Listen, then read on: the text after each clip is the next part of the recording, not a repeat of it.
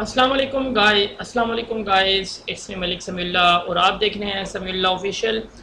तो वेलकम करता हूँ मैं आपको अपने चैनल में।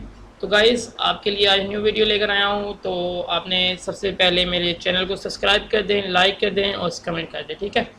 तो गाइस, आज की वीडियो का इम्पोर्टेंट जो है ना, वो टॉपिक जो है वो बहुत ज़्यादा इम्पोर्टेंट है, ठीक है। जैसे कि आपने पूरा कोर्स किया अमेज़ॉन वर्चुअल असिस्टेंस का, जैसे कि आपने उसमें किया प्रोडक्ट्स हंटिंग की, सोर्सिंग की, देन आपने उसको बाइंग करनी है। उसके बाद उस अकाउंट पे जो आपके पास क्लाइंट का अकाउंट है, तो आपने उसको किस तरह मैनेज करना है, उसमें क्या क्या आपने एक्सपर्टीज़ आपके पास होनी चाहिए कि आप अपने क्लाइंट को, अपने अकाउंट्स को देख सकते हैं। उसके लिए क्या क्या आपके पास रिक्वायरमेंट होने चाहिए, ठीक है। और उसके लिए आपको क्या क्या सीखना चाहिए और आपको इस बारे में क्या क्या पता होना चाहिए, ठीक है। तो मैं आपको कुछ बातें बताता हूँ जो कि आपके लिए बहुत ज़्यादा बेनिफिट रहेंगी अपने अकाउंट्स को हैंडल करने के लिए। जो आपके पास क्लाइंट आए, आपको भी पता है कि कुछ ऐसे क्लाइंट होते हैं जिनको पता कुछ भी नहीं होता, बाहर से वो अकाउंट बनवाते हैं, बाहर से ही वो एलएलसी बनवाते हैं और उनको ना ही अकाउंट की प्रोडक्ट्स का पता होता है कुछ, और ना ही अकाउंट्स हैंडलिंग का पता होता है। तो आज की वीडियो जो है वो मेरी सारी अकाउंट्स हैंडलिंग पे है कि आपने अकाउंट किस तरह हैंडल करना है अपने क्लाइंट का, ठीक है। तो अकाउंट हैंडलिंग में कुछ ऐसी बेसिक्स चीज़ें होती हैं जो कि आज मैं आपको बताने जा रहा हूँ, जो कि आपने लाजमी देखनी होती हैं, क्योंकि क्लाइंट्स जो है वो आपका, क्योंकि आपके पास फुल एक्सेस हो सकती है या चाइल्ड एक्सेस हो सकती है, यही हो सकता है। क्योंकि क्लाइंट का अकाउंट अगर डीएक्टिवेट हो जाता है तो सारी जिम्मेदारी आप पर है, कोई भी जी। तो ये हम अपने अकाउंट्स पे चलते हैं, तो मैं आपको बताता हूँ कि आपने इसके लिए क्या क्या करना है, ठीक है। तो फर्स्ट ऑफ ऑल जो है ना, वो हम यहाँ से कोई भी अपना अकाउंट जो है वो ओपन कर लेते हैं न्यू टैब में।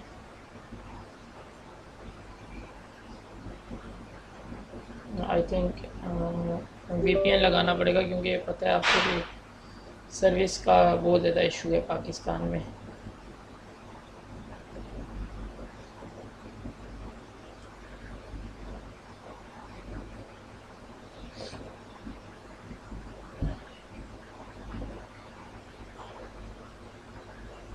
तो ये हमने वीपीएन लगा लिया, तो आप जो है ना वो सही चलेगा। क्रोम्स को चेक करके हमने यहाँ पे ये ओटीपी मेरे ख्याल में रिक्वायर्ड करेगा अभी, या ओटीपी इसने रिक्वायर्ड नहीं की। तो ये मैं आपको दिखाता हूँ, ठीक है। ये हमारा अकाउंट है, ठीक है। एक फर्स्ट अकाउंट मैं आपको अगेन अलहदा से एक अकाउंट दिखा देता हूँ जिसमें आपने कुछ भी ना किया हो, ठीक है।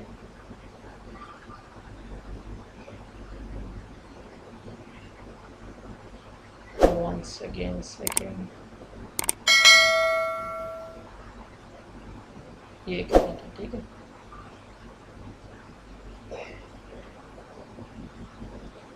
ठीक है, ये अकाउंट है। हमने इस पर अभी तक कोई भी प्रोडक्ट लॉन्च नहीं किया, मतलब ये कि आपके पास ये एक न्यू अकाउंट आया, ठीक है। तो आपने अकाउंट्स को किस तरह हैंडल करना है, उसकी सेल्स किस तरह देखनी है, अब मैं आपको कुछ बातें बताता चलता हूँ, ठीक है। पहले आपने यहाँ से प्रोडक्ट कोई भी ऐड की, ठीक है, जो आपने देखा है, ठीक है। प्रोडक्ट ऐड करने के बाद आपने फुलफिलमेंट बाय एफबीए करना है, ना कि एफबीएम, ठीक है। अगर आप फुलफिलमेंट बाय एफबीएम करते हैं तो आपके अकाउंट के डीएक्टिवेट होने के चांसेस बहुत ज़्यादा हो सकते हैं, ठीक है। दूसरी बात मैं आपको बताता चलूँ कि मैं चेक कर लेता हूँ उस पर अगर कोई प्रोडक्ट लिस्ट की हुई है। तो ये प्रोडक्ट एक लिस्ट की हुई है, जैसे कि ये एक प्रोडक्ट हमने लिस्ट की हुई है। अब हमने ओनली इसको लिस्ट की है, ना हम इसको बाय कर रहे हैं, ना कुछ कर रहे हैं, ना इस पर सेल आ रही है, ठीक है। बाज़ दफ़ा ये होता है कोई भी एक्सटेंशन आपको ये नहीं बता रही होती कि आपने आईपी उस प्रोडक्ट पे आ रही है कि नहीं आ रही, ठीक है। अब कोई भी जो है ना वो प्रोडक्ट्स पे आईपी आ सकती है, आपका अमेज़ोन का अकाउंट जो है ना वो आईपी उस प्रोडक्ट पर आ सकती है, और अमेज़ोन का अकाउंट आपका क्लोज होने के ज़्यादा चांसेस होते हैं। तो इस प्रोडक्ट को भी हम यहाँ से डिलीट कर देते हैं, क्योंकि काफ़ी अर्से बाद मैंने इसको ओपन किया है।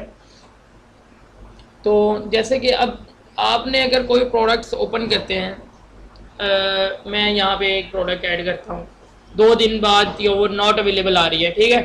तो ये वाला इशू जो है ना वो फिर हमें अमेज़ोन को ईमेल करनी पड़ती है, ईमेल करके अपने अकाउंट्स को जो है ना वो अकाउंट की हेल्थ बिल्कुल लो हो जाती है। तो अकाउंट, जैसे कि अब ये प्रोडक्ट लगी हुई थी, मैं अभी दिखा देता हूँ आपको क्या क्या करना होता है अब इसमें अकाउंट हैंडलिंग में।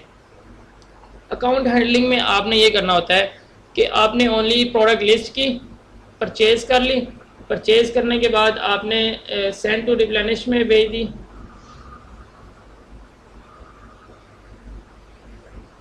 यहाँ हमने भेज दी, ठीक है।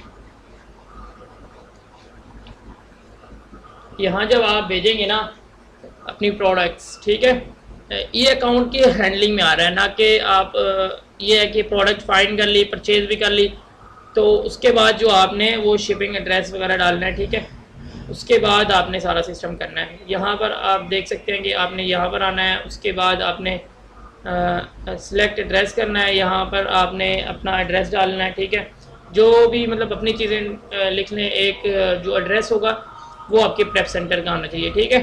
फ़ोन नंबर आपका अपना हो सकता है या प्रेप सेंटर वाले का भी आप दे सकते हो, ईमेल अपनी दे सकते हैं, ठीक है, कोई इशू वाली बात इसमें नहीं है, ठीक है। यहाँ पे आप कोई भी एसन, मतलब ये हमने जैसे लगाया, तो कोई भी एसन आप लगाकर अपनी ये यूनिट्स यूनाइटेड स्टेट्स में करके उसके प्रेप्स के जितने भी है ना, यहाँ से आप उसको यहाँ पर आए, ठीक है। ये लेबल आपने डाउनलोड कर लिए, ठीक है। कितने पीसेस के करने हैं? एक पीसेस का करना है आपने, एक पीसेस का डाउनलोड करके प्रेप सेंटर वाले को भेजने हैं, ठीक है। जब लेबल डाउनलोड हो जाएंगे उसके बाद आपने इस प्रोडक्ट पर भेज देनी है, डायरेक्टली उसको भेजेंगे तो वो अमेज़ॉन को जैसे ही वो लेबल वगैरह लग जाएंगे तो वो आपको बता देगा कि आपकी प्रोडक्ट्स जो है वो बिल्कुल रेडी है, ठीक है। उसके बाद आपने क्या करना है, इसको डायरेक्ट सेंड टू अमेज़ॉन भेजनी है। जैसे वो आपको एक डायमेंशंस भेजेगा, जब आपने प्रोडक्ट्स भेजी है ना, उसके बाद यहाँ पे आपने इंडिविजुअल एक पैलेट्स क्रिएट करना पड़ेगा जो कि इंडिविजुअल है, ठीक है। वो एज अ स्टेप आपको इतना कोई इशू वाली बात नहीं है, डेट्स और बॉक्स और डायमेंशन लिखनी होती है, एज अ ईजी है, ठीक है। वो आप लिखकर अमेज़ॉन को डायरेक्ट प्रोडक्ट भेजनी है। उसके बाद आपने उस पर कुछ नहीं करना, ना आपने ऑर्डर रिसीव करने हैं जैसे FBA में होते हैं। आपने सिर्फ और सिर्फ ओनली प्रोडक्ट लिस्ट की, FBA में उधर भेज दी, ओनली बस आपके अकाउंट हैंडलिंग में ही है। और उसके बाद हर रोज़ आपने अकाउंट को चेक करना होता है कि भाई अकाउंट्स में क्या एक्टिविटीज़ हो रही हैं, नॉन एक्टिविटीज़ तो नहीं चल रही, कोई ऐसी प्रोडक्ट तो लिस्ट नहीं होगी जिस पे IP आई हो या इस तरह का कोई सिस्टम आया हो जो कि आपके अकाउंट्स की हेल्थ को ख़राब कर रहा हो, ठीक है। तो ये सब आपने जो है ना वो चीज़ें देखनी होती हैं। तो ये सारी चीज़ें जब आप देखते हैं तो उस अकाउंट्स में आपका सबसे ज़्यादा प्रोसेस होता है। अब अगर आप ये देखें, एक और अकाउंट है मेरे पास, ठीक है, इस पर भी कोई भी प्रोडक्ट अभी तक लिस्ट नहीं हुई, ठीक है। तो ये सारी जो चीज़ें ना, ये सब सारी चीज़ें आपने खुद फाइंड करनी है, ना कि आपको क्लाइंट करके देगा, ना कुछ जो है ना वो आपने ये सारा कुछ आपको आना चाहिए। आप YouTube से वीडियो देखें, हर जगह से आप वीडियो देखें, आपको कोई भी अगर इशू आ रहा है तो आप डिस्कस करें अपने मेंटोर के साथ, किसी से भी आप पूछ सकते हैं जो आपका एक्सपर्ट्स हो, वो आपको इसके बारे में फुल गाइडलाइंस देंगे। और हज़ारों की तादाद में यूट्यूब पर वीडियो पड़ी हुई हैं, ठीक है। तो ये वीडियोस एक्चुअली एक डेमो देना था कि आपने अकाउंट्स में क्या काम करना होता है, ठीक है। ये अकाउंट्स में आपने लिस्ट करनी, प्रोडक्ट परचेज करनी और डायरेक्ट हमने उधर अमेज़ॉन को भेजनी। अमेज़ॉन के बाद अगर आपको सेल्स आती हैं, सेल्स के बाद यहाँ पर आपको एक मिल जाएगा ऑप्शंस मैनेज ऑर्डर, यहाँ भी जाएंगे ना तो अभी इसका कोई ऑर्डर नहीं हुआ पड़ा तो इसलिए वो ऑर्डर्स ये आ गया, हाँ ये आ रहा है। यहाँ से आप अपने ऑर्डर चेक करें किस प्राइस पे सेल हो रही है, अपनी उसकी डेली की प्राइस चेंज करें, अगर प्राइस बाहर आ रही है तो वो चेंज करें। और अपनी प्रोडक्ट्स पे डिपेंड करता है कि आपकी प्रोडक्ट्स जो है वो कितने लेवल्स की है, ठीक है। उस प्रोडक्ट को आप अपने सिस्टम में लेके जाएं, ठीक है।